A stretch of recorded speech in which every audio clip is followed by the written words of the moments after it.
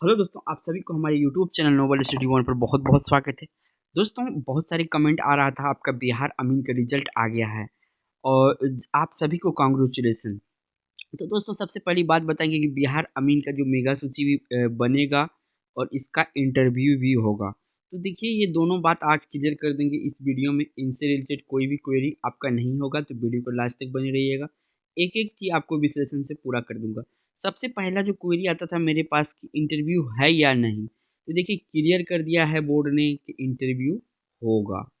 कैसे होगा, क्या क्या पूछा जाएगा, तरह तरह के सवाल आएंगे आपके मन में। तो इस तरह के सवाल पूछे जाएंगे आपसे। यहाँ पे मैथ के सवाल नहीं करेंगे, लेकिन हाँ, कन्वर्जन कुछ करेंगे जो कि बेसिक अमीन को आना चाहिए। अब पूछ देगा कि देखिए, ये तो है आपका भूमि विभाग से आप जुड़े हुए एम्प्लॉय बन रहे हैं, तो इससे जुड़े हुआ ही सवाल पूछेगा ज़्यादातर। देखिए, अब पूछ देगा कि वर्तमान में भू राजस्व विभाग के मंत्री कौन है, तो ये राम स्वरूप राय है। तो आप लोग को शायद पता भी होगा, नहीं पता हुआ देख लीजिए, क्योंकि ऐसा भी क्वेश्चन पूछा जाता है इंटरव्यू में, क्योंकि ये ऑरली कोई भी बता सकता है।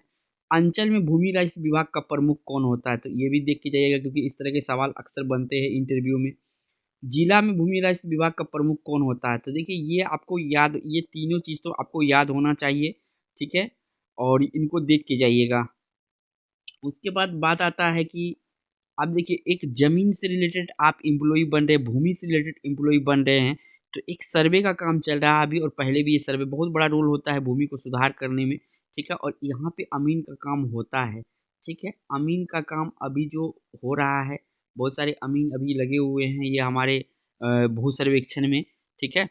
तो देखिए, बिहार में पहला सर्वे कब हुआ था, तो ये भी पूछा जा सकता है आपसे। ये हुआ था 1950 से लेकर 1954 में। आई होप कि याद कर लीजिएगा इसको। वो अभी भी चल रहा है, ये भी याद रखिएगा वर्तमान में।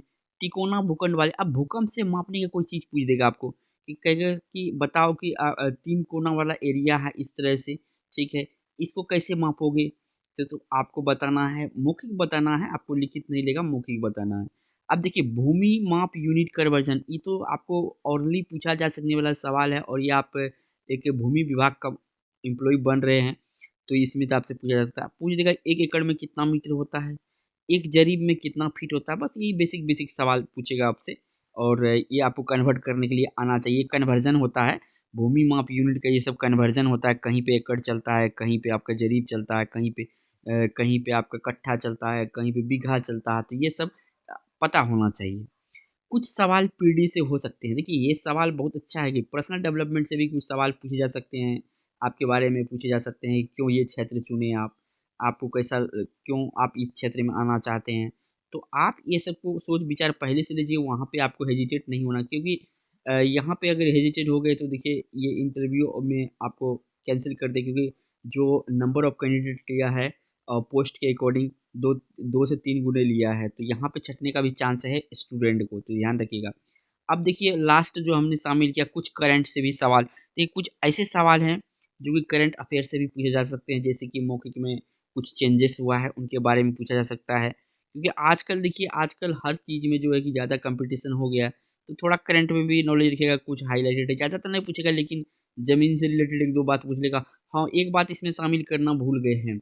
देखिए, भूमि से रिलेटेड जितने भी कानून है ना, भूमि से रिलेटेड जितने भी एक्ट है आपके संविधान में, ये थोड़ा देख लीजिए, क्योंकि इससे भी ना बने, थोड़ा सा डीप है वो, लेकिन हो सकता है कि पूछ ले, तो फिर भी देख के जाइएगा, क्योंकि एक क्वेश्चन तो एक क्वेश्चन होता है आपका।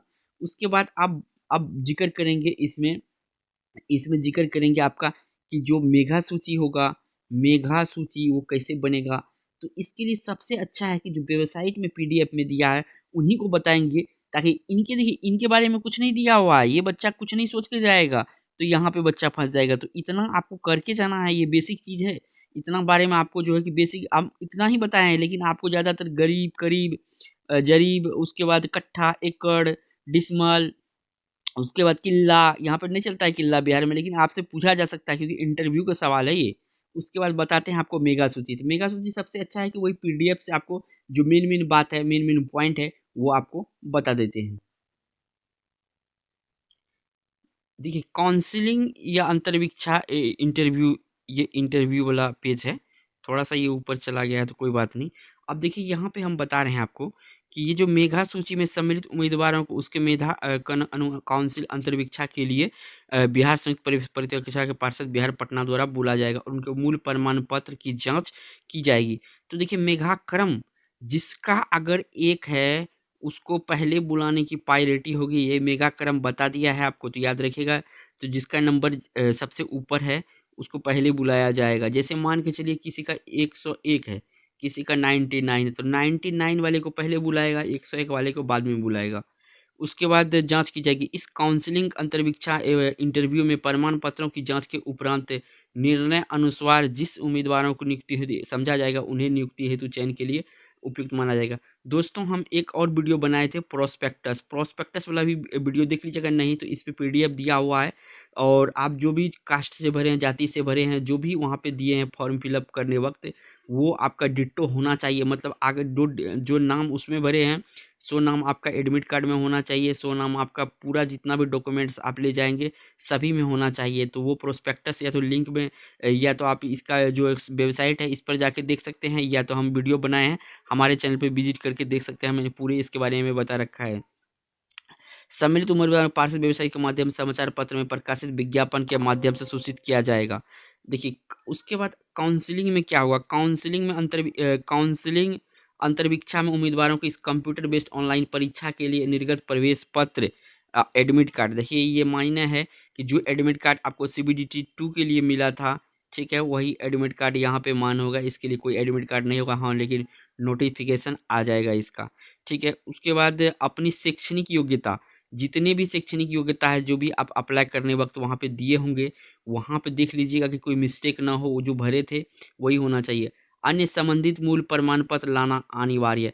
अभी देखिए मूल प्रमाण पत्र की बात चली, जैसे कि कोई EBC भरा है, ठीक है, कोई OBC भरा है, कोई आपके बाद EXM भरा है, एक्स सर्विसमैन भरा है, तो ये सब आपका क्लियर होना चाहिए। हाँ एक बात और, जब इंटरव्यू में आप जाएंगे ये डॉक्यूमेंट्स लेके जाएंगे इंटरव्यू में, तो आपके एक बात और क्लियर कर देना चाहते हैं कि आप फॉर्मल में होना चाहिए। मान के चलिए अगर कोई लड़का है तो उसको जो है कि फॉर्मल पैंट, फॉर्मल शर्ट, बाल की जो ढांचा है वो सही होना चाहिए, कोई इधर उधर के सामान नहीं, पूरा शर्ट होना चाहिए, शर्ट का बटन लगे होना चाहिए, जूता होना चाहिए। तो इस तरह से एक एम्प्लॉई के जो कि प्रोफेशनल लगे दिखने में। और उसके बाद जो हमारे फीमेल दोस्त हैं हमसे जुड़े हुए हैं और अमीन के लिए भरे हैं फॉर्म और वो CBD2 क्लियर हुआ है आगे के प्रोसेस, तो वो भी देखिए ज़्यादातर जो है कि ऑर्नामेंट्स यानी जो गहना वगैरह होता है कम से कम यूज करे और बाल की जो प्रोफेशनल लुक होता है वही लुक में रखे। ज़्यादा ऑर्नामेंट्स वगैरह जो है कि चिक चाक में ना रहे, सिंपल एम्प्लॉई की तरह रहे, क्योंकि इंटरव्यू वही मायने रखता है। PD इंटरव्यू के सेक्शन में आता है, आपका PD जो होता है इंटरव्यू के सेक्शन में आता है। तो आप ज़्यादा ऐसा नहीं करके जाएंगे, ओवर लुक करके जाएंगे ताकि उसको लगे कि जो आपको इंटरव्यू ले कि नहीं इसको डिस्क्वालीफाई कर देना चाहिए, काम कैसे करेगा। तो ऐसा ध्यान रखिएगा, अपना लुक ऐसा बना के जाइएगा ताकि आप प्रोफेशनल लगे। उसके बाद कुछ अगर छूटा तो नहीं छूटा है, इतना करके जाइएगा आपका। हाँ तो एक बात आप जो है कि जरूर देख लीजिएगा, प्रोस्पेक्टस के अकॉर्डिंग आपको डॉक्यूमेंट्स ले जाना है जो अप्लाई वक्त किए थे। तो इस वीडियो में इतना ही दोस्तों, फिर होगी आपसे मुलाकात नई वीडियो में। अगर आपका बिहार अमीन से रिलेटेड, इंटरव्यू और मेगा सूची से रिलेटेड कोई भी क्वेरी है तो हमें कमेंट कर सकते हैं।